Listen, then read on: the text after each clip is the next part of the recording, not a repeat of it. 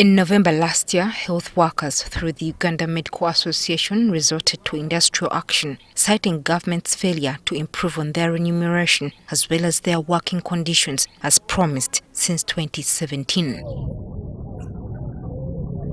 However, following a number of negotiations between the striking doctors and government, a number of resolutions were reached and pledges made. We appreciate the Fountain of Honor for the 2.5 million shillings that he awarded our DA interns.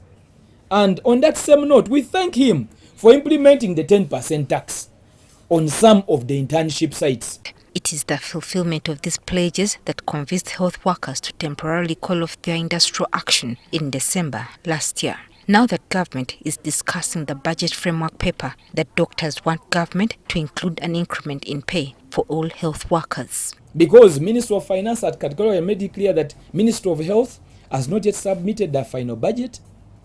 So we expect Minister of Health to work with the Minister of Finance to submit the budget, including the welfare and drugs and sundries of the hospitals and doctors. They also want all health centers and hospitals to comply with the resolution of cutting a 10% tax from intern salaries instead of higher figures that have been going on until recently. Mulago Hospital taxed 24%. Other hospitals are taxing 34%, 30%. So the question is, why are you having this discrepancy? The directive is clear. The doctors point out that the fulfillment of these pledges will help them carry out their duties, especially at this critical time when the country is in the middle of a third COVID-19 wave. Actually, doctors are working aggressively to make sure that Ugandans don't die in this COVID pandemic. They've given all their energy to ensure that there is no death, limited death. The doctors have warned that failure to fulfill these pledges will result into another industrial action in May. So they expect the 5 million shillings to be implemented in June, July. And as doctors, we understand that we push the industrial action up to 1st of May.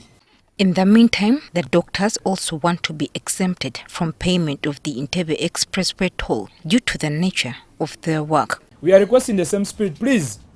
Let doctors who are basically have identified themselves as doctors and only as doctors to be allowed to use the express highway, because what we deal with is life. Last year, government indicated how it was going to set aside 500 billion shillings towards the remuneration of all health workers and scientists in the country.